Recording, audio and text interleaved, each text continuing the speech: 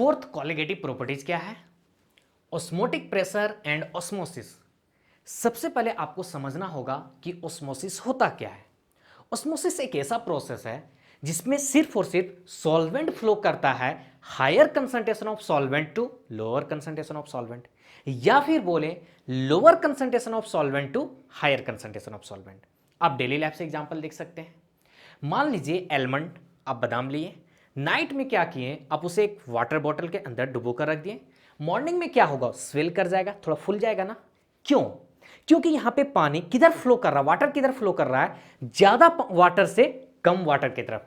बादाम के अंदर पानी कम था ना, तो हमेशा ऑस्मोसिस किधर फ्लो करेगा, जिधर ज्यादा पानी होगा उससे किधर जाएगा, कम पानी की तरफ। सेकंड एग्जांपल देखिए, अभी गर्मी का सीजन है, समर सीजन है, आप डाब पानी पीते हैं, तो डाब में जो डाब के अंदर वाटर आया वो कहां से आया, क्या करता है प्लांट, रूट के थ्रू, ऑस्मोसिस प्रोसेस के थ्रू क्या करता है, वहां पे स्टोर करता है। एक सेकंड और एग्जांपल आप देख सकते हैं। मान लीजिए आप कहीं सी ट्रेवल पे गए हैं और भटक गए हैं, आपको चारों तरफ कुछ रास्ता दिखाई नहीं दे रहा है ना। अब बताइए, आप हैं तो समुद्र में, सी में, क्या लेकिन सी वाटर पीने के लायक है? नहीं। आप अगर पीजिएगा तो बॉडी पूरा डिहाइड्रेट हो जाएगा, आपका डेथ भी हो सकता है लॉन्ग टाइम तक ऐसा रहा, अगर अकेले आप रहें तो। उस सिचुएशन में अगर बहुत सारा आपके पास किशमिश है तो आप क्या कीजिए, समुद्र का पानी लीजिए, सी वाटर लीजिए, उसके अंदर किसी में किशमिश को डाल दीजिए, सी वाटर लीजिए, उसमें किशमिश को डाल दीजिए। लॉन्ग टाइम के बाद आफ्टर सम आवर्स क्या होगा, किशमिश क्या होगा, स्वेल कर जाएगा, आप उसे निचोड़ के पानी निकाल सकते हैं। तो अब वो पानी क्या है, प्योर वाटर है। ऐसा क्यों हुआ? क्योंकि यहां पे भी जो वाटर फ्लो कर रहा है, किधर फ्लो कर रहा है, ज्यादा पानी से कम पानी की तरफ। तो किशमिश के अंदर कम पानी था, उसमें फ्लो कर गया, यानी स्वेल कर गया, और सिर्फ वहां पे कौन फ्लो करता है, वाटर फ्लो करता है, यानी सी वाटर के अंदर जो सॉल्ट होता है ये सबको फ्लो होने नहीं देता है। तो समझ पा रहे ऑस्मोसिस कितना इंपॉर्टेंट है डेली लाइफ में। तो ऑस्मोसिस होता क्या है, डेफिनेशन को देखिए। Motion of only solvent molecule from lower concentration of solution to higher concentration of solution through SPM spontaneously is called osmosis. समझिए, lower concentration of solution to higher concentration of solution, SPM. SPM क्या होता है, semi permeable membranes. और क्या, ये spontaneously होता है, ये खुद ब खुद होता है। हम नाइट में अगर बादाम पानी में डाल के रखें तो खुद ब खुद क्या हो रहा, स्वेल हो रहा, फूल जा रहा है ना। तो ये तो अपने आप हो रहा ना, तो ये प्रोसेस कैसा होता है, स्पॉन्टेनियसली प्रोसेस होता है। सेकेंड डेफिनेशन आप ध्यान दीजिए, motion of only solvent molecule from higher concentration of solvent to lower concentration of solvent through SPM spontaneously is called osmosis. तो यहां पे डिफिनेशन में थोड़ा प्रॉब्लम आता है कि हायर टू लोअर या लोअर टू हायर। तो एक बात हमेशा याद रखिएगा, अगर डिफाइन करेगा सॉल्यूशन पे तो आपको बोलना होगा lower concentration of solution to higher concentration of solution, और अगर डिफाइन करेगा सॉल्वेंट पे तो आपको बोलना होगा higher concentration of solvent to lower concentration of solvent. ये दो अलग चीज नहीं है, एक ही चीज है। आइए थोड़ा इसका समझते हैं मीनिंग क्या है। मान लीजिए इसका कंसंट्रेशन C1 है, इसका कंसंट्रेशन C2 है, तो आप यहां पे ध्यान दीजिए, हम ऐसा मान लेते हैं कि C1 कंसंट्रेशन ज्यादा है in compare to C2। Concentration होता क्या है, amount of solute dissolve in पर केजी सॉल्वेंट या पर litre solution is called concentration. यानी कंसंट्रेशन किस पे डिफाइन हो रहा है, सॉल्यूट पे। अगर कंसंट्रेशन ज्यादा है मतलब उसका सॉल्यूट क्या है, ज्यादा है। तो अगर C1 का कंसंट्रेशन C2 हम मान लिए तो हम यहां बोल सकते हैं कि C1 में क्या होगा, सॉल्यूट का अमाउंट ज्यादा होगा। किसका अमाउंट ज्यादा होगा, सॉल्यूट का, इन कंपेयर टू C2। C2 में सॉल्यूट कम होगा। ठीक है, समझ पा रहे हैं। तो अब बताइए, क्योंकि यह स्पॉन्टेनियसली होता है और दोनों में अमाउंट इक्वल होगा, सॉल्यूट प्लस सॉल्वेंट दोनों को मिलाइएगा तो दोनों का अमाउंट इक्वल है। तो अगर C1 में सॉल्यूट ज्यादा है तो हम बोल सकते हैं कि C1 में सॉल्वेंट क्या होगा, कम होगा। ऐसा क्यों बोल सकते हैं, क्योंकि दोनों का अमाउंट क्या होता है, स्पॉन्टेनियसली फ्लो हो रहा है ना, दोनों का अमाउंट इक्वल होता है। तो हम बोल सकते हैं कि C2 में सॉल्वेंट क्या है, ज्यादा है। C2 में सॉल्वेंट क्या है, ज्यादा है। तो अभी डिफिनेशन हम क्या देखें, ध्यान दीजिए, क्या हम बोले थे, lower concentration of solution to higher concentration of solution. तो अब देखिए C1 का कंसंट्रेशन कम है, ज्यादा है, और C2 का कंसंट्रेशन ज्यादा है, तो सॉल्यूशन पे डिफाइन करें तो यहां पे ऑस्मोसिस सॉल्वेंट मॉलिक्यूल किधर फ्लो होगा, C2 से C1 की तरफ, lower concentration to higher concentration. अब समझिए, अगर कंसंट्रेशन ज्यादा है तो सॉल्वेंट का अमाउंट कम होगा, कंसंट्रेशन C2 का कम हुआ यानी सॉल्वेंट ज्यादा हुआ। तो सॉल्वेंट ज्यादा किस में हुआ, जिसका कंसंट्रेशन कम हुआ ना। तो सॉल्वेंट पे डिफाइन करेंगे तो हम क्या बोलेंगे, higher concentration of solvent to lower concentration of solvent, यानी इस पे भी फ्लो इसी डायरेक्शन में होगा। यानी आप नोट करके ये पॉइंट देख सकते हैं कि हम बोल सकते हैं lower concentration of solution equal to higher concentration of solvent. समझ पा रहे हैं? तो इस टाइप से आप याद रखिए डेफिनेशन ऑस्मोसिस क्या होता है, lower concentration of solution to higher concentration of solution.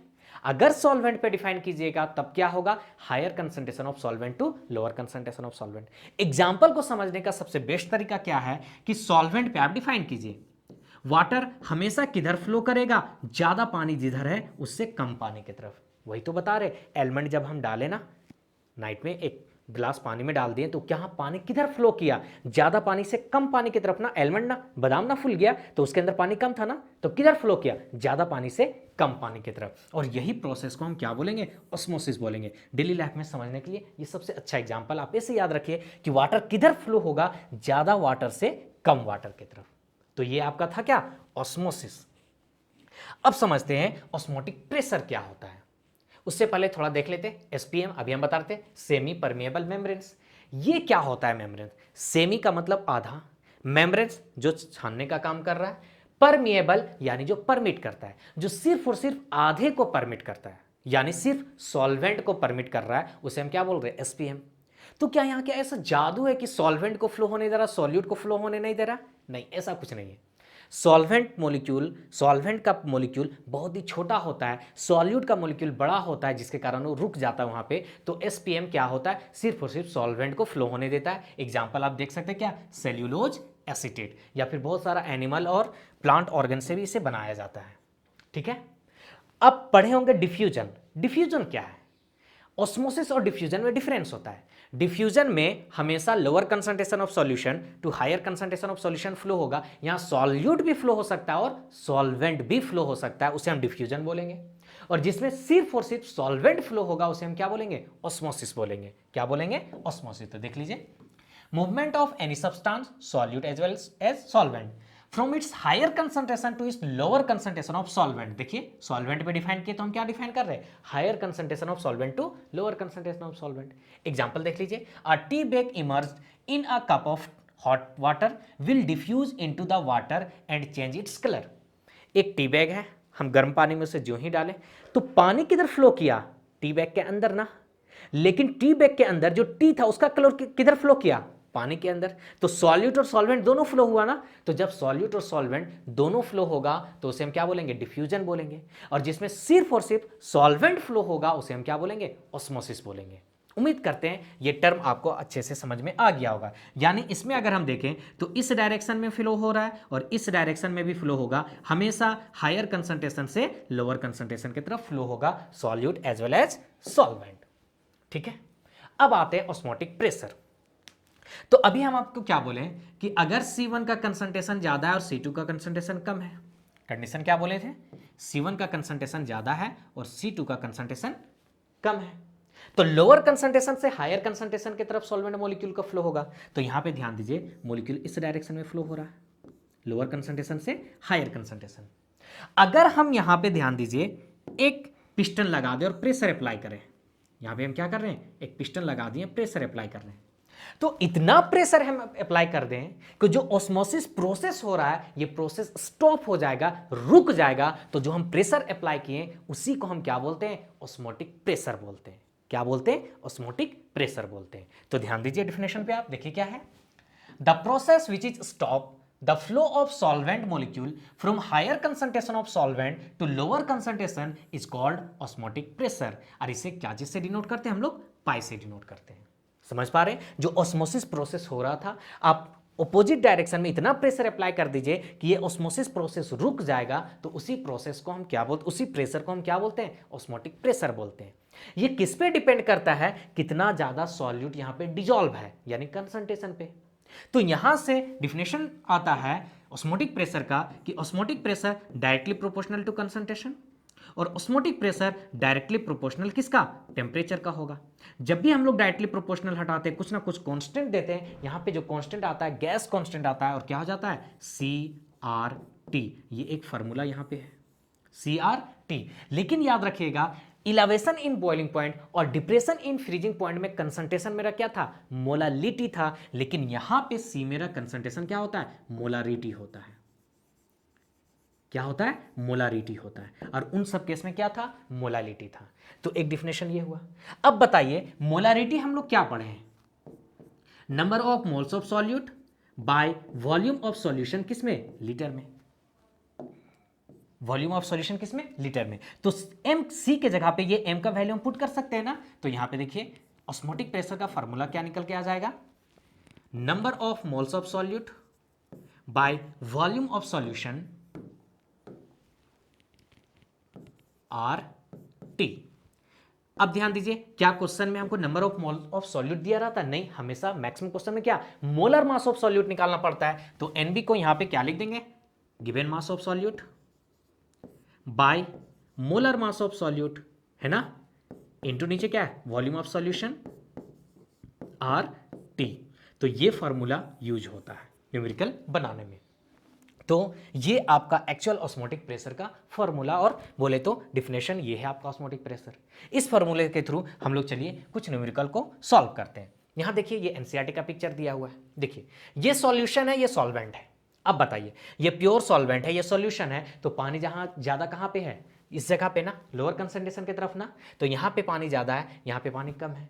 तो इस केस में बताओ क्या होगा, यहां पे सॉल्वेंट मॉलिक्यूल इस डायरेक्शन में फ्लो होगा, होगा ना, इस डायरेक्शन में फ्लो हो रहा सॉल्वेंट मॉलिक्यूल। अब इस यहां पे देखिए एटमॉस्फेरिक प्रेशर यहां पे भी लग रहा है और यहां पे भी लग रहा है। सॉल्वेंट मॉलिक्यूल ज्यादा पानी से कम पानी की तरफ हमेशा फ्लो करता है, ठीक है, तो इस डायरेक्शन में फ्लो कर रहा है। तो आप इतना प्रेशर अप्लाई कर दीजिए कि ये जो प्रोसेस हो रहा है ऑस्मोसिस, जो फ्लो हो रहा है सॉल्वेंट रुक जाएगा, उसी को हम क्या बोलेंगे, ऑस्मोटिक प्रेशर बोलेंगे। समझ पा रहे हैं। और एक फिगर आपके NCERT में दिया हुआ, कौन सा, ये ध्यान दीजिए, ये दिया हुआ है। देखिए यहां पे क्या है, ये पूरा सॉल्यूशन जो है आपका सॉल्वेंट है, ये पूरा क्या है, सॉल्वेंट है, और इसके अंदर क्या है, सॉल्यूशन है, और यहां पे सेमी परमिएबल मेम्ब्रेन्स लगा हुआ है।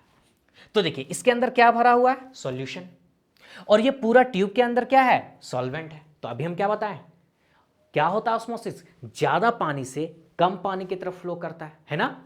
तो सॉल्वेंट है तो वाटर ज्यादा हुआ ना, सॉल्यूशन है यानी कुछ ना कुछ सॉल्यूट होगा, तो वहां पे वाटर का अमाउंट क्या होगा, कम होगा। तो इस टाइप से यहां पे इस SPM के थ्रू इस डायरेक्शन में वाटर का फ्लो होगा, और इसमें वाटर का लेवल धीरे धीरे उठता हुआ दिखाई देगा।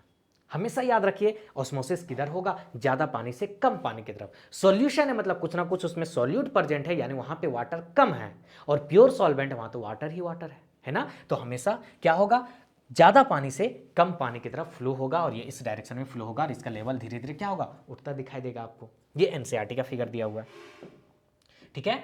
तो अभी हम लोग क्या देखें, ऑस्मोसिस, ठीक है। अब आइए रिवर्स ऑस्मोसिस, क्या होता है रिवर्स ऑस्मोसिस, बहुत ही इंपॉर्टेंट रोल प्ले कर रहा है डेली लाइफ में अभी हम लोगों का। रिवर्स ऑस्मोसिस को शॉर्ट में बोलते हैं RO। RO आपके घर पे भी लगा हुआ ना, केंट लगा होगा, ये सब किस पे फंक्शन करता है, RO होता है ना। रिवर्स ऑस्मोसिस पे फंक्शन करता है, क्या होता है ध्यान दीजिए, पहले डिफिनेशन को देख लेते हैं। When a pressure greater than osmotic pressure is applied on solution, then solvent molecule is flow in reverse direction of osmosis is called reverse osmosis। समझिए एग्जाम्पल से, तब ज्यादा समझ में आएगा। ये फ्रेश वाटर है, ये सॉल्ट वाटर है। फ्रेश वाटर है यानी वाटर ज्यादा है, सॉल्ट वाटर है दैट मीन्स वाटर तो है लेकिन उसमें सॉल्यूट अमाउंट है, और दोनों का अमाउंट सेम होता है, दैट मीन्स ज्यादा पानी कहां पे होगा, फ्रेश पानी में होगा, यहां पे होगा, और सॉल्ट वाटर में पानी क्या होगा, कम होगा। तो इस कंडीशन में अगर हम बात करें तो ऑस्मोसिस किधर होगा, ज्यादा पानी से कम पानी की तरफ। ऑस्मोसिस क्या है, ज्यादा पानी से कम पानी की तरफ फ्लो हो रहा है, ठीक है। हम इतना प्रेशर अप्लाई कर दिए कि वो जो ऑस्मोसिस प्रोसेस हो रहा है वो रुक जाएगा, तो उसे हम क्या बोले, ऑस्मोटिक प्रेशर। अब ऑस्मोटिक प्रेशर से ज्यादा प्रेशर जब अप्लाई कर देंगे तो क्या सॉल्वेंट मॉलिक्यूल रिवर्स में फ्लो करना स्टार्ट कर देगा ना। फिर से समझिए, हम जो समझाना चाह रहे हैं आपको ध्यान दीजिए, क्या बोलना चाह रहे हैं, देखिए सिंपल ऑस्मोसिस अगर हम देखें तो ज्यादा पानी यहां पे पानी कम है, यानी इस डायरेक्शन में फ्लो हो रहा है, ये मेरा प्रोसेस है ऑस्मोसिस। क्या है? ऑस्मोसिस। अब हम यहां पे इसमें इतना प्रेशर लगा दें कि ये ऑस्मोसिस प्रोसेस रुक जाएगा, तो उसे हम क्या बोलेंगे? ऑस्मोटिक प्रेशर बोलेंगे। क्या बोलेंगे? Osmotic pressure. अब हम क्या बोल रहे हैं, उससे भी ज्यादा प्रेशर अगर हम अप्लाई कर दें तब यहां पे क्या होगा? सॉल्वेंट मॉलिक्यूल ऑपोजिट डायरेक्शन में फ्लो करना स्टार्ट कर देगा ना, इस डायरेक्शन में फ्लो करने लगेगा। तो वही मेरा क्या कहलाता है? रिवर्स ऑस्मोसिस कहलाता है। क्या कहलाता है? Reverse osmosis. कैसे यूज होता है प्यूरिफिकेशन ऑफ वाटर में, अब उसे हम लोग देखते हैं। तो ध्यान दीजिए,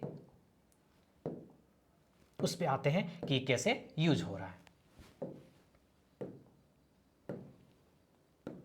देखिए, समझते हैं, ध्यान दीजिए। देखिए, ये सॉल्ट वाटर है, यानी यहां पे आप ऐसा पानी मान लीजिए जो आपका सप्लाई पानी आ रहा है ना पीने के लिए, हर एक घर में सप्लाई पानी आ रहा है, उस पानी को यहां पे रखते हैं हम लोग। तो जो आरओ होता है ना, उसमें दो चेंबर होता है, एक में क्या होता है? डायरेक्ट वाटर आ रहा है, ठीक है। तो अब यहां पे वाटर जो आ रहा है उसमें सॉल्ट भी है, कहीं अगर फ्लो कर रहा है, पाइप लगा हुआ नाली के बीच में, पाइप फटा हुआ तो उसमें नाली का पानी भी है, आप उसे पी सकते हैं क्या? नहीं ना। तो डायरेक्ट पानी यहां पे आ रहा है, वाटर यहां पे आ रहा है, यानी इसमें बहुत सारा सॉल्यूट मॉलिक्यूल प्रेजेंट है, ठीक है। अब हम क्या कर रहे हैं, ध्यान दीजिए, ऑस्मोटिक प्रेशर से ज्यादा प्रेशर अप्लाई कर दिए, तो सॉल्वेंट मॉलिक्यूल यहां पे किस डायरेक्शन में फ्लो होगा? ये सॉल्वेंट मॉलिक्यूल यहां पे फ्लो अब सिर्फ और सिर्फ इस डायरेक्शन में होगा। क्यों? ऑस्मोटिक प्रेशर से ज्यादा प्रेशर अप्लाई कर दे, यानी प्योर वाटर फ्लो हो रहा है, और जो सॉल्यूट पार्टिकल है, डस्ट पार्टिकल है, वो सारा यहां पे रुक जा रहा है। तो अब यहां पे क्या हो रहा है? फ्रेश वाटर यूज हो रहा है, और इसे हम टैप के थ्रू क्या करते हैं? पीने के लायक पानी बना लेते हैं। यही रीजन है, और यहां किससे फ्लो हो रहा है? एसपीएम से। और यही रीजन है कि टाइम टू टाइम जो एसपीएम होता है, हम लोग देखते हैं ना, उसका मेम्ब्रेन्स को 6 महीने बाद या साल भर के बाद उसे क्या करते हैं? चेंज करना पड़ता है, क्योंकि सॉल्यूट मॉलिक्यूल को ये फ्लो होने से क्या कर रहा है? रोक रहा है।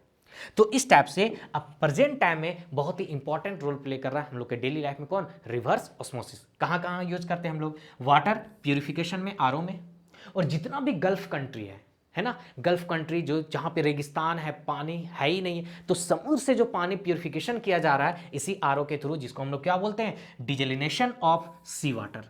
क्या बोलते हैं? डिजेलिनेशन ऑफ सी वाटर। तो ये फुल कंसेप्ट था आपका किस पे? ऑस्मोटिक प्रेशर पे। समझ पा रहे हैं? अब आते हैं isotonic solution, hypertonic solution, hypotonic solution. क्या होता है आइसोटोनिक सॉल्यूशन? दो सॉल्यूशन जिसका ऑस्मोटिक प्रेशर इक्वल होगा उसे हम क्या बोलेंगे? आइसोटोनिक सॉल्यूशन बोलेंगे। एग्जांपल से समझते हैं, बहुत अच्छे समझ में आएगा। देखिए, ब्लड सेल के अंदर जो NaCl का कंसंट्रेशन होता है वो 0.9% W/V यानी मास बाई वॉल्यूम होता है। हम लोग जो नॉर्मल स्लाइन करते हैं, बीमार पड़ते स्लाइन होता है ना, नॉर्मल स्लाइन में जो NaCl का कंसंट्रेशन होता है 0.9%, यानी जो ब्लड के अंदर है वही कंसंट्रेशन नॉर्मल स्लाइन के अंदर होता है। तो ये मेरा ब्लड हुआ, ये सिंपल नॉर्मल वाट जो हम स्लाइन कर रहे हैं, ये मेरा पानी हुआ, ठीक है। तो जितना कंसंट्रेशन नॉर्मल स्लाइन का है उतना ही कंसंट्रेशन ब्लड के अंदर है, तो क्या यहां पे सॉल्वेंट मॉलिक्यूल का फ्लो होगा? नहीं फ्लो होगा। तो इसे हम क्या बोलेंगे? Isotonic solution. और यहां पे क्या होता है? ऑस्मोटिक प्रेशर इक्वल होता है।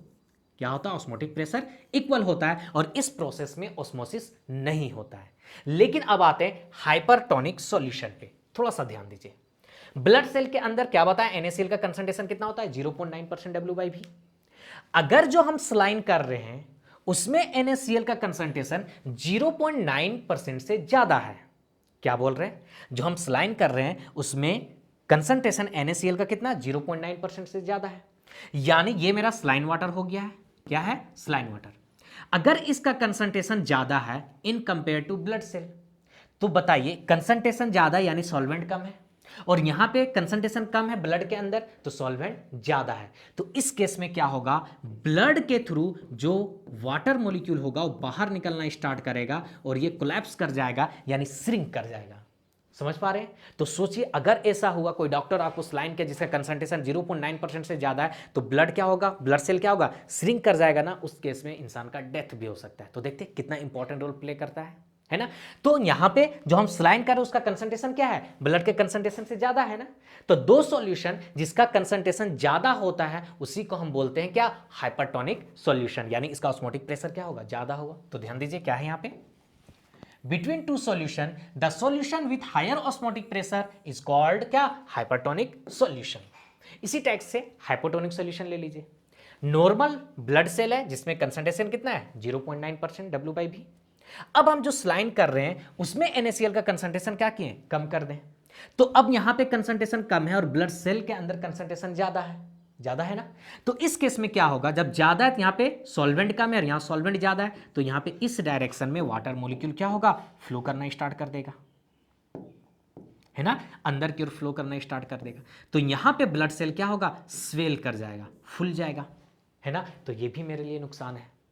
तो समझ पा रहे हैं। तो इसी टाइप से हम लोग जो नॉर्मल स्लाइन करते हैं वो किस प्रोसेस में होता है, आइसोटोनिक सॉल्यूशन में। यानी जो नॉर्मल स्लाइन करे उसका कंसंट्रेशन और ब्लड सेल के अंदर का कंसंट्रेशन क्या होता है, इक्वल होता है। तो जब दो सॉल्यूशन का इक्वल कंसंट्रेशन उसे क्या बोले, आइसोटोनिक सॉल्यूशन। अगर इक्वल नहीं है तो एक का ज्यादा दूसरे का तो कम होगा ना। तो जिसका ज्यादा ऑस्मोटिक प्रेशर होगा उसको हाइपरटोनिक सॉल्यूशन बोलते हैं, और जिसका कम ऑस्मोटिक प्रेशर होगा उसे क्या बोलते हैं, हाइपोटोनिक सॉल्यूशन बोलते हैं। क्लियर है। चलिए, तो ये कंप्लीट था किस पे, हम लोग का ऑस्मोटिक प्रेशर पे। इससे ज्यादा ऑस्मोटिक प्रेशर में आपको कुछ नहीं जानना है। तो हम लोग क्या अब देखने जा रहे हैं, एबनॉर्मल मोलर मास होता क्या है, समझिए। हम लोग 4 कोलिगेटिव प्रॉपर्टीज पढ़े, क्या क्या, रिलेटिव डाउरी इन वेपर प्रेशर, है ना, फिर elevation in boiling point, depression in freezing point, osmotic pressure. चारों केस में हम क्या देखें कि ये जो होता है किस पे डिपेंड करता है, सॉल्यूट के नंबर ऑफ पार्टिकल पे। और आप अगर न्यूमेरिकल पे ध्यान दीजिएगा तो यहां पे सॉल्यूट क्या था, यूरिया था, शुगर था, ग्लूकोज था, यानी ऐसा सॉल्यूट था जो ना ही डिसोसिएट हो रहा था ना ही एसोसिएट हो रहा था। यानी सॉल्वेंट में डालने के बाद ना ही वो ब्रेक कर रहा था, टूट रहा था, ना ही आपस में मिल रहा था।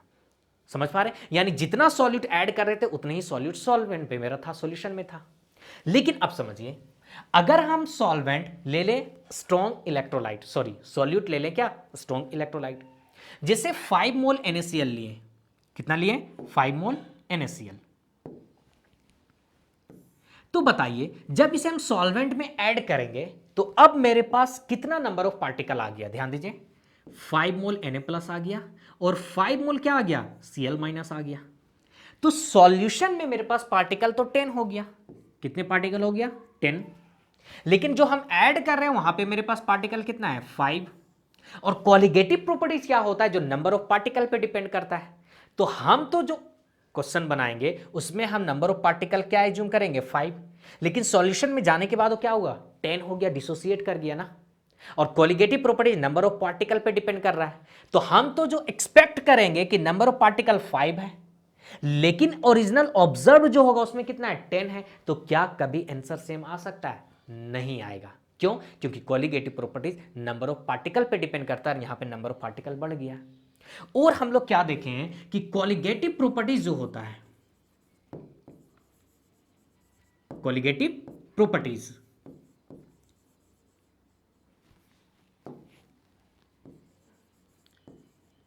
कोलिगेटिव प्रॉपर्टी जो होता है इनवर्सली प्रोपोर्शनल होता है किसका, molecular mass of solute. Inversely proportional molecular mass of solute, याद किए हर एक केस में आपको हम नोट करा रहे थे ना कि ये इनवर्सली प्रोपोर्शनल होता है। तो जब कोलिगेटिव प्रॉपर्टी चेंज किया तो क्या यहां पे molar mass of solute change नहीं करेगा, करेगा ना। तो जो हम एक्सपेक्ट कर रहे थे क्या वही मोलर मास आएगा, नहीं। अगर टूट गया तो मोलर मास बढ़ जाएगा, अगर एसोसिएट कर गया, मिल गया आपस में, तो मोलर मास क्या होगा, कम हो जाएगा। तो जो ऑब्जर्व्ड मोलर मास होगा कभी भी नॉर्मल मास के इक्वल नहीं होगा ना। तो उसी को हम क्या बोलते हैं, एबनॉर्मल मोलर मास। तो अब डिफिनेशन को समझिए क्या है। A molar mass that is either lower और हायर देन द एक्सपेक्टेड और normal value is called abnormal molar mass. यानी जो हम एक्सपेक्ट कर रहे हैं उससे हमेशा क्या होगा, मोलर मास अलग ही आएगा, या तो ज्यादा या कम होगा, जिसे हम क्या बोल रहे हैं, एबनॉर्मल मोलर मास। ऐसा हो क्यों रहा है, डिसोसिएशन या फिर एसोसिएशन के कारण। जब डिसोसिएट कर जाएगा तो वहां पे क्या होगा, नंबर ऑफ पार्टिकल बढ़ जाएगा ना। नंबर ऑफ पार्टिकल बढ़ेगा तो कोलिगेटिव प्रॉपर्टीज क्या होगा, बढ़ जाएगा। तो मोलर मास क्या होगा, घट जाएगा, क्योंकि कोलिगेटिव प्रॉपर्टीज और मोलर मास क्या होता है, इनवर्सली प्रोपोर्शनल। तो उसी चीज को यहां पे लिखे, ध्यान दीजिए। For the substance undergoing association और डिसोसिएशन, या तो आपस में मिल रहा है या फिर टूट जा रहा है। Molecular mass determined from colligative properties is different, यानी आइदर लोअर और हायर फ्रॉम एक्सपेक्टेड। जो हम एक्सपेक्ट कर रहे हैं उससे क्या होगा, या तो ज्यादा कम होगा ना।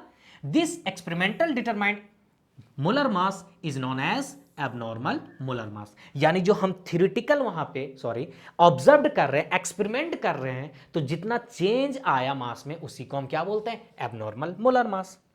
तो बात आता है कि यहां पे अब एसोसिएशन और डिसोसिएशन हो रहा है, तो जितना भी कॉलिगेटिव प्रॉपर्टीज हम फार्मूला पढ़े सब गलत आ जाएगा। क्यों? क्योंकि कॉलिगेटिव प्रॉपर्टीज किस पे डिपेंड कर रहा है? नंबर ऑफ पार्टिकल पे, और टूट जाएगा तो नंबर ऑफ पार्टिकल क्या होगा? बढ़ जाएगा, तो गलत आ रहा है आंसर। तो यहां पे मेरा सॉल्यूशन क्यों करने के लिए कौन आया? वांट ऑफ फैक्टर, यानी वांट ऑफ अंकल आए। इसने बताया डरने का कोई बात नहीं है, जितना आप कॉलिगेटिव प्रॉपर्टीज पढ़े हैं सब सही हो जाएगा, सिर्फ आप हमें जान लीजिए क्या होता want of factor. It is the ratio of experimental value of colligative properties to the calculated colligative properties। यानी वांट ऑफ फैक्टर को हम आई से रिप्रेजेंट कर रहे हैं। हर एक फार्मूला में अगर हम वाई को इंट्रोड्यूस कर देंगे तो चारों कॉलिगेटिव प्रॉपर्टीज मेरा क्या होगा? सही हो जाएगा। तो क्या होता है ये वांट ऑफ फैक्टर? ये एक रेशियो होता है experimental colligative properties to the calculated यानी नॉर्मल कॉलिगेटिव प्रॉपर्टीज का। तो देखिए 3 डिफिनेशन आता है कॉलिगेटिव प्रॉपर्टीज पे, आप इसे समझिए। अगर कॉलिगेटिव प्रॉपर्टीज पे हमको आई निकालना है तो क्या होगा? Observed colligative properties by calculated colligative properties. ये किस पे? वांट ऑफ फैक्टर किस पे निकालना है? कॉलिगेटिव प्रॉपर्टीज पे। और अभी हम आपको क्या बताएं कि कॉलिगेटिव प्रॉपर्टीज इनवर्सली प्रोपोर्शनल होता है किसका? मोलर मास ऑफ सॉल्यूट का। तो जब नीचे कैलकुलेटेड कॉलिगेटिव प्रॉपर्टीज है तो ऊपर क्या, अगर मास में बात करें तो ये ऊपर चला जाएगा, यानी कैलकुलेटेड मोलर मास। और कैलकुलेटेड मोलर मास या एक्सपेक्टेड मोलर मास को हम क्या बोलते हैं? नॉर्मल मास। और ऑब्जर्व्ड को ही क्या बोलते हैं? एबनॉर्मल मास। यानी मास के टर्म में अगर हम आई पे बात करें वांट ऑफ फैक्टर, तो ये मेरा क्या होगा? नॉर्मल मास बाय एबनॉर्मल मास। ठीक है, मास के टर्म में। लेकिन अब यहां पे मिलने क्या हो रहा है? मोल होता है ना, जाके टूट जा रहा है, तो मोल पे भी तो बात कर सकता है ना। तो आई का वैल्यू मोल पे क्या होगा उसे आप ध्यान दीजिए। Total number of mole of particle after association dissociation by number of mole of particle before association और डिसोसिएशन। तो क्या इतना लंबा हम लोग लिख के चलेंगे? नहीं, हम लोग डायरेक्ट क्या लिखेंगे? I equal to after dissociation by before dissociation और एसोसिएशन। तो ये 3 वांट ऑफ फैक्टर है जो हमारे कॉलिगेटिव प्रॉपर्टीज को क्या करेगा? एक्यूरेट करेगा इस आई से मल्टीप्लाई करके। तो चलो देखते हैं मॉडिफिकेशन ऑफ कॉलिगेटिव प्रॉपर्टीज। तो फर्स्ट यहां पे आप देखिए क्या है? Relative lowering in vapour pressure.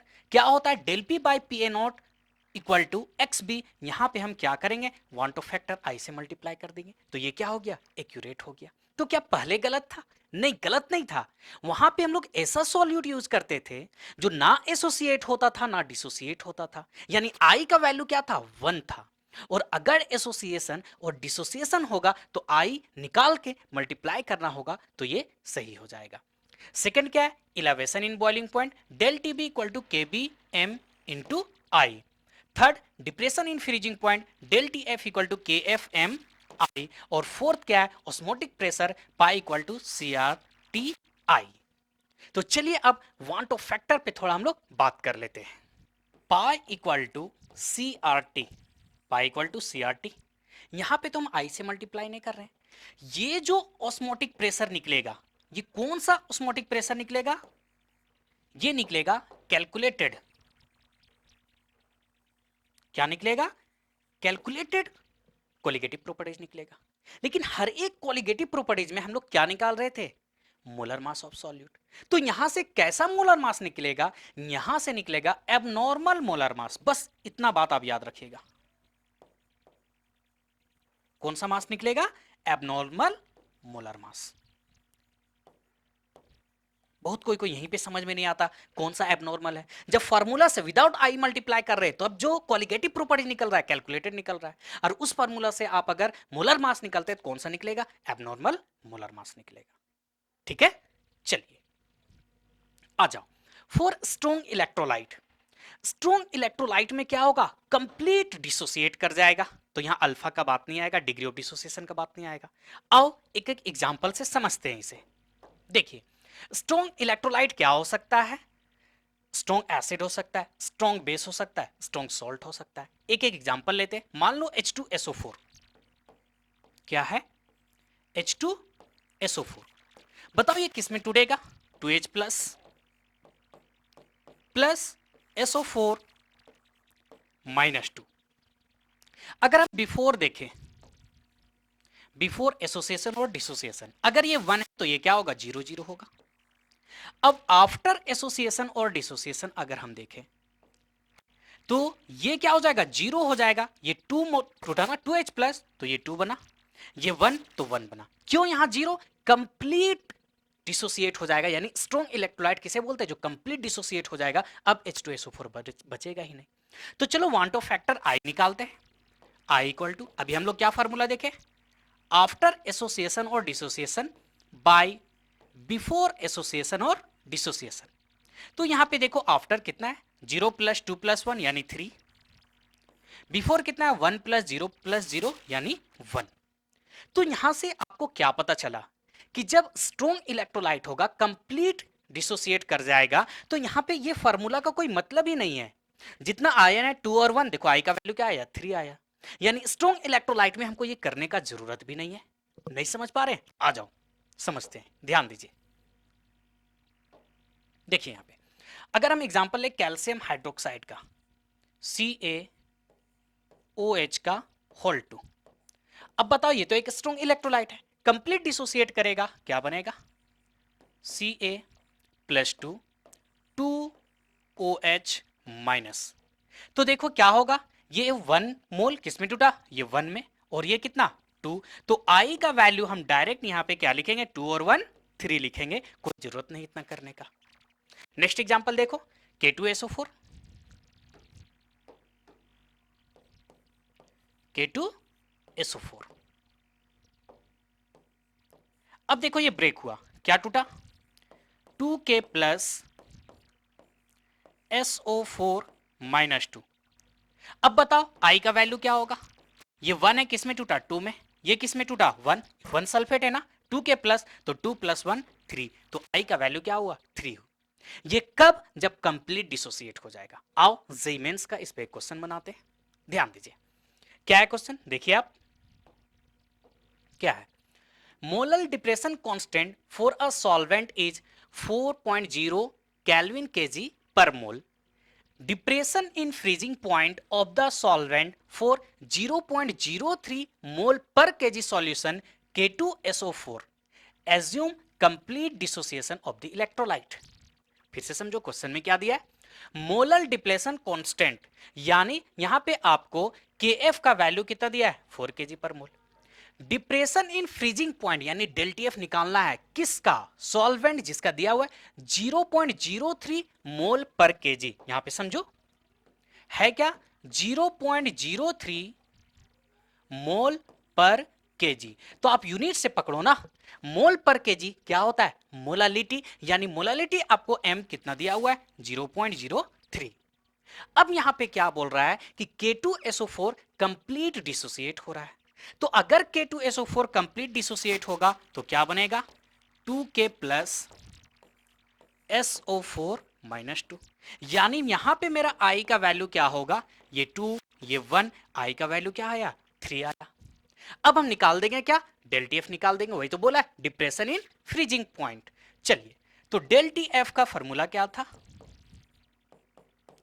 के एफ मोलालिटी। अब यहां पे वांट ऑफ फैक्टर आई से मल्टीप्लाई कर देंगे। तो चलो के एफ का वैल्यू देखो, यहां पे कितना दिया हुआ है 4, मोलालिटी कितना दिया हुआ 0.03, और आई का भी वैल्यू मेरा कितना आया 3 आया। तो 3 3 जा 9, 9 इंटू 4 36, 2 डिजिट के बाद डेसिमल यहां आ गया 0.36 केल्विन। तो यहां पे देखिए आपका आंसर क्या हो जाएगा, डी हो जाएगा। तो क्यों हम यहां पे 3 लिखे, क्योंकि कंप्लीट डिसोसिएट किया। समझ पा रहे हैं, चलो अब आ जाओ, ये देखो एनसीईआरटी का है, समझिए। अभी हम बोल रहे हैं आपको कि कंप्लीट डिसोसिएट, तो कंप्लीट डिसोसिएट कब होगा, जब डाइल्यूशन यानी सॉल्वेंट मेरा ज्यादा होगा, कंसंट्रेशन बहुत कम होगा। याद कीजिए, आप इक्विलिब्रियम में पढ़े होंगे, अल्फा इक्वल टू क्या होता है, अंडर रूट के ए बाय सी। ये फॉर्मूला याद है या नहीं, नहीं याद है फिर भी कोई बात नहीं, जितना ज्यादा कंसंट्रेशन होगा अल्फा उतना कम होगा। तो आप देखो यहां पे आप NaCl, NaCl क्या दिया, want of factor I for complete dissociation कितना दिया है 2। क्यों 2, ये किस में टूटा होगा बताओ, Na प्लस और किस में, Cl माइनस में, तो 1 1 2। उसी टाइप से देखो यहाँ पे Mg मैग्नीशियम सल्फेट, ये किस में टूटा होगा, Mg+2 में, और किस में, SO4 -2 में। तो 1 1 2, तो देखो कितना दिया हुआ है, 2 दिया हुआ है।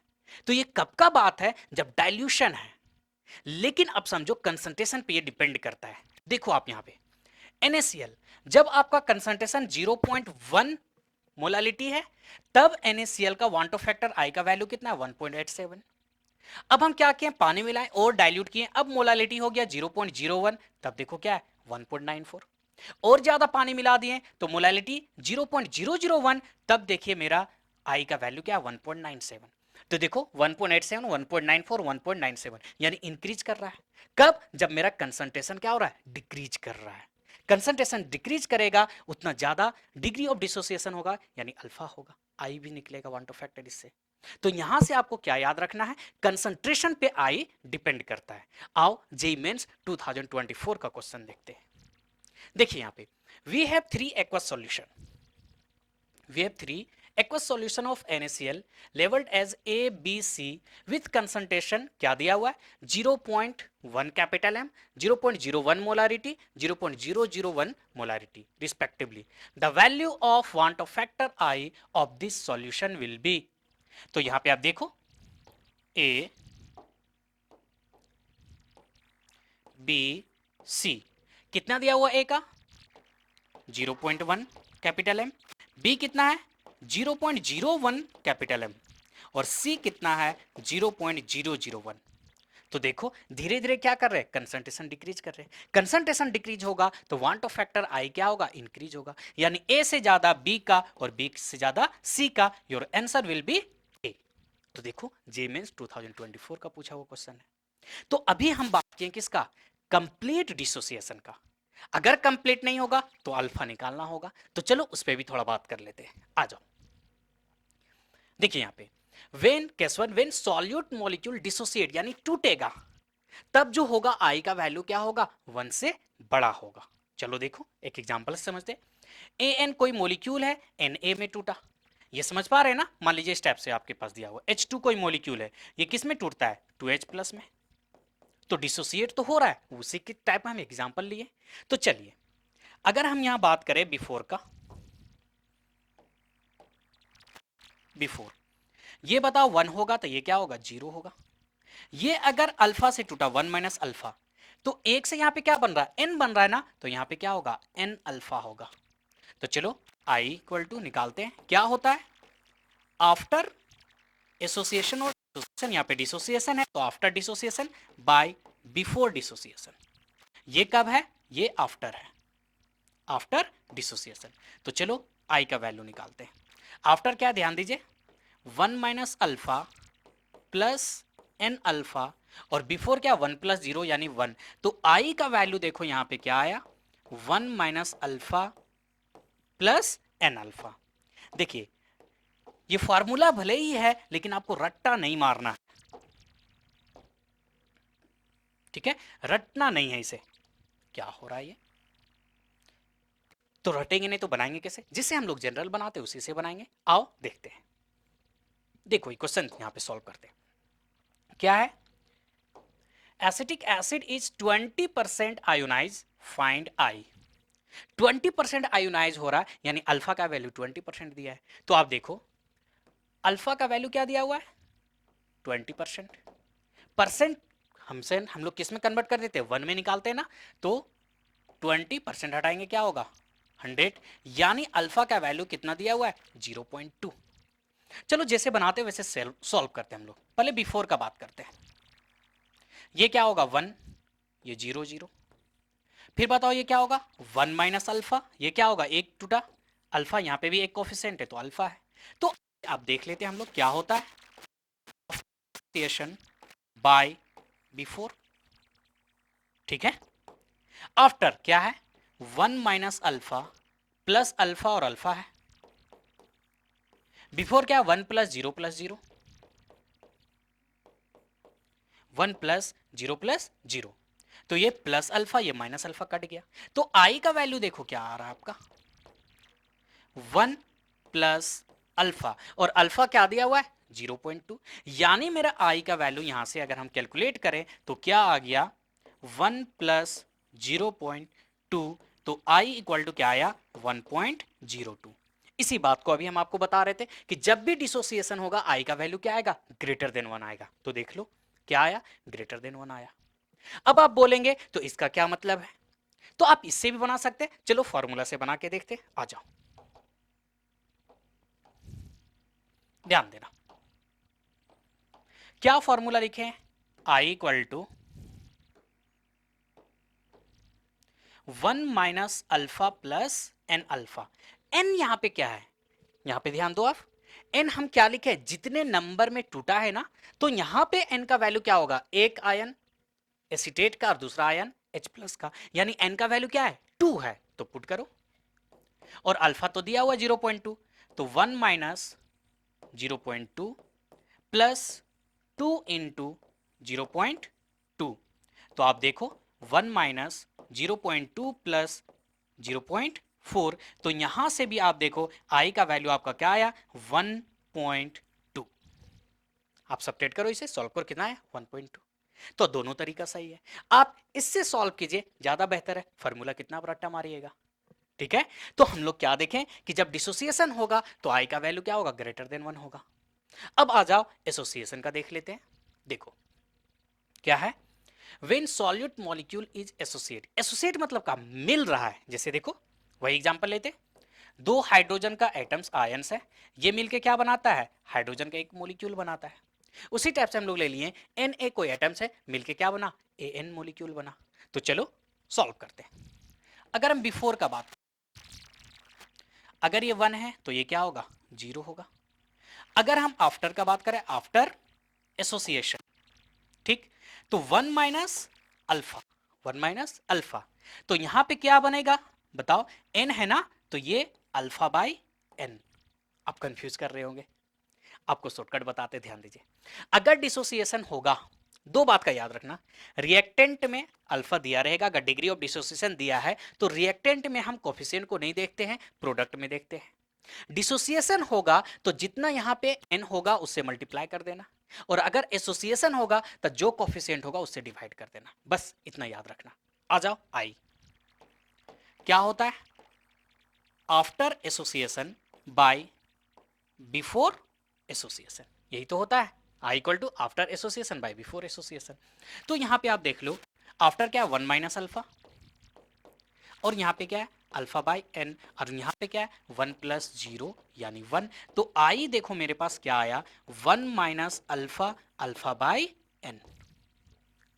समझ पा रहे हैं, तो देखो डिसोसिएशन में क्या था 1 minus alpha plus N alpha, dissociation में। एसोसिएशन में क्या 1 माइनस अल्फा, वहां तक तो सेम है, क्या है अल्फा बाई एन, देखिए ज्यादा फर्क नहीं फॉर्मूला, 1 माइनस अल्फा, डिसोसिएशन में एन अल्फा है और एसोसिएशन में क्या है अल्फा बाई एन है। ठीक है, चलिए चलिए अब हम लोग एनसीईआरटी का एग्जाम्पल नंबर 12 को सॉल्व करते हैं। ये क्वेश्चन आपको वांट ऑफ फैक्टर का पूरा कंसेप्ट क्लियर कर देगा। आओ देखते हैं, जैसे यहां पे डेल टी एफ का बात किया है तो हम उसी को लेके चलते हैं। डेल टी एफ क्या होता है फॉर्मूला, पहले कंसेप्ट आप समझो, K F M molality, without I अगर हम यहां पे कर रहे हैं तो ये मेरा क्या निकलता है कैलकुलेटेड कोलिगेटिव प्रॉपर्टीज। कैसा calculative properties, calculated colligative properties, और हर एक कोलिगेटिव प्रॉपर्टी से हम क्या निकाल रहे थे सोल्यूट का मोलर मास। तो यहां पे जो निकलेगा वो मेरा कैसा मोलर मास निकलेगा, abnormal molar mass, abnormal molar मास, इस बात पे ख्याल रखिएगा, है ना। अगर फार्मूला से हम निकाल रहे हैं तो क्या निकलेगा कैलकुलेटेड कोलिगेटिव प्रॉपर्टी, और अगर मास निकाल रहे हैं तो कौन सा मास निकलेगा, नॉर्मल नहीं एबनॉर्मल मोलर मास निकलेगा, विदाउट आई से मल्टीप्लाई किए हुए, जो हम लोग यूज करते हैं, है ना। तो चलो अब यही बस इतना ही कंसेप्ट है, अब इस क्वेश्चन को हम लोग सॉल्व करते हैं। तो समझिए यहां पे क्या है क्वेश्चन, ध्यान दीजिए। 2 ग्राम of benzoic acid C6H5COOH dissolved in 25 gram of benzene shows a depression in freezing point equal to 1.62 molar depression constant for benzene is 4.9 Kelvin kg per mole. What is the percentage associated association of acid if it form dimer in solution. पहला तो question देख के डर लगता है, NCERT book देखिएगा तो solution देख के भी डर लगेगा। समझो क्या बोल रहा है। 2 ग्राम बेंजोइक एसिड है, डिजोल्व कर रहा है 25 ग्राम बेंजीन में, यानी यहां बेंजोइक एसिड क्या है, सॉल्यूट है, बेंजीन क्या है, सॉल्वेंट है। डिप्रेशन इन फ्रीजिंग पॉइंट यानी डेल टीएफ दिया हुआ 1.62, मोलर डिप्रेशन कांस्टेंट भी दिया हुआ 4.9। अब आपसे पूछ रहा है what is the percentage association, यानी अल्फा पूछ रहा है, लेकिन किस में, परसेंटेज में। तो क्या यहां पे दिया है कि इतना परसेंट डिसोसिएट, क्या इतना परसेंट नहीं दिया है ना, यानी आई का वैल्यू आफ्टर और बिफोर वाला नहीं यूज करेंगे हम लोग। तो क्या यूज करेंगे, आई का दो और फार्मूला है हम लोगों के पास। क्या है आई का दो और फार्मूला, तो देखो आप, I equal to normal mass by abnormal mass, I equal to observed colligative properties by calculated colligative properties. तो यहां पे हम लोगों को बताओ, ये तो दिया हुआ है क्या, C6H5COOH, यानी नॉर्मल मास तो दिया हुआ है, अगर हम एबनॉर्मल मोलर मास निकालें तो आई निकल जाएगा ना। तो देखो गिवन डेटा क्या है, मास of solute 2 gram, molar mass अगर हम C6H5COOH का निकालते हैं सोल्यूट का, तो इसका कितना निकलता है, 122 ग्राम। अगर नहीं जानते तो देख लीजिए क्या है, C6H5COOH, कार्बन का कितना होता है 12, कितने कार्बन है 2, 6 और 1 7, हाइड्रोजन का क्या होता है 1, कितना है 6 है, एक ऑक्सीजन का कितना होता है 32, कितना ऑक्सीजन है 2 है, 2 से मल्टीप्लाई कर दिए, तो देखिए कितना हो गया 84 प्लस 6 प्लस 64, ये 122। ये जो मोलर मास है ये नॉर्मल मोलर मास है, तो वही यहां पे लिखे नॉर्मल, कितना है 122 ग्राम। और क्या दिया हुआ है, मास ऑफ सॉल्वेंट आपको दिया हुआ है WA कितना 25 ग्राम, डेल TF दिया हुआ है 1.62, KF दिया हुआ है 4.9।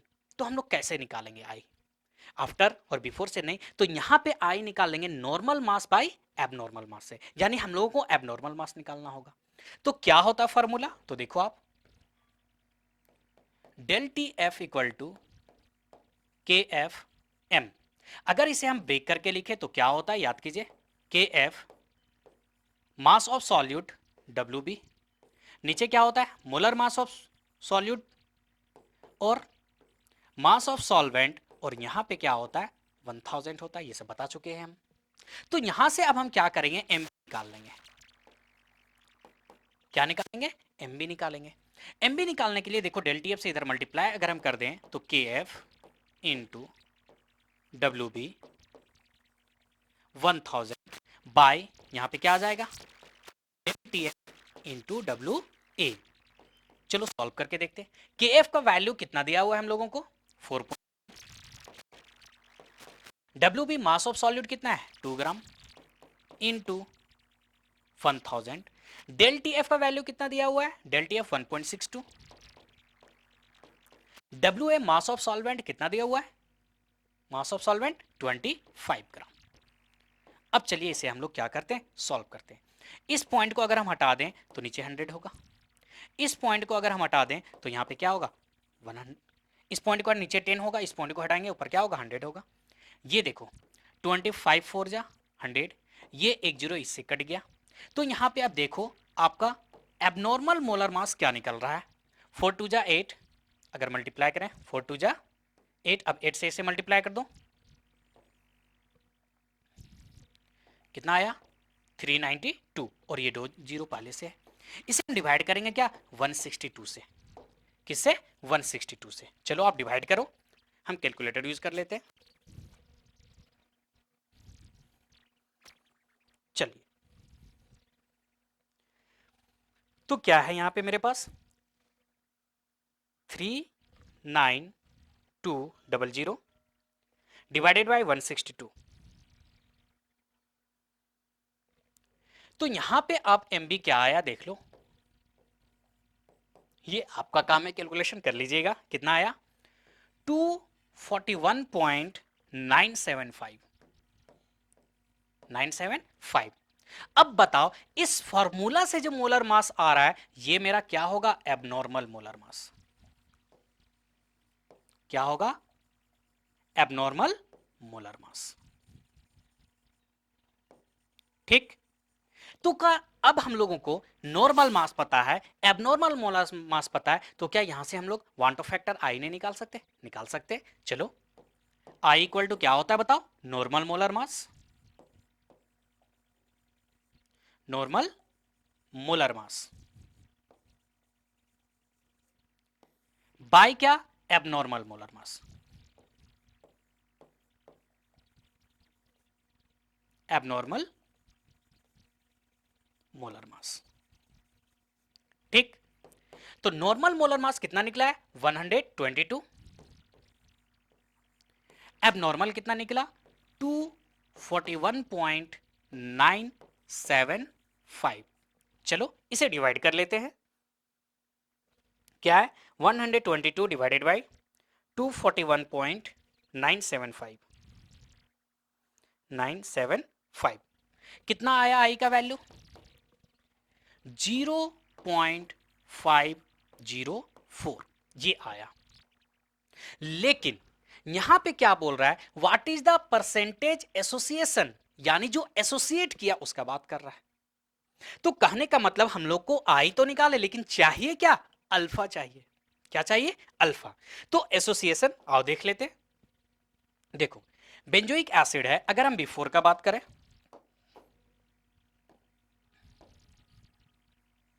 ये 1 होगा तो ये क्या होगा? 0 होगा।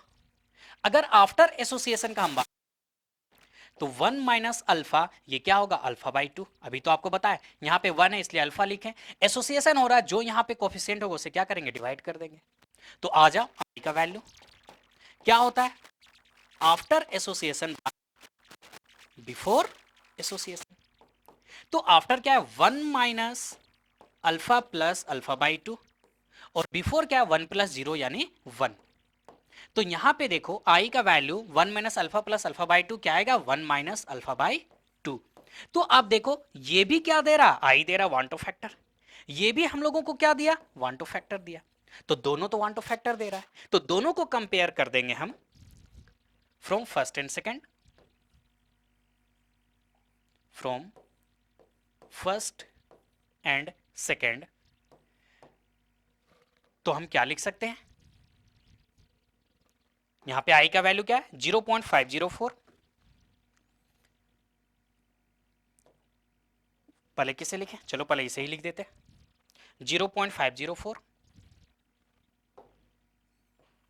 0.504 इक्वल टू क्या है? 1 माइनस अल्फा बाई 2। अब इस अल्फा बाई 2 को इस साइड ले जाओ, क्या हो जाएगा ये? 1 माइनस 0.504। अल्फा क्या होगा? इसे आप सब्ट्रैक्ट कर दो पहले। चलो अल्फा बाई 2 रखते हैं, 10 में 4 चला गया 6, 9, 9 में 5 चला गया 4, कितना आया? 0.496। 2 से मल्टीप्लाई कर दीजिए आप इसे,